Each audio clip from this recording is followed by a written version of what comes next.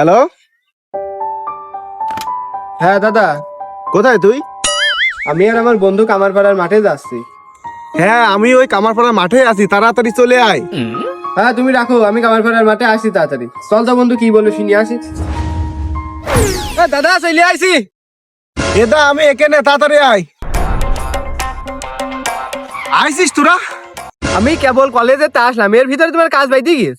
কোনো কাজের জন্য ডাকিনি, আমি টাকা পয়সা খরচ করতে লেখাপড়া করাচ্ছি, কিন্তু নাম্বার পাচ্ছিস না কেন তুই?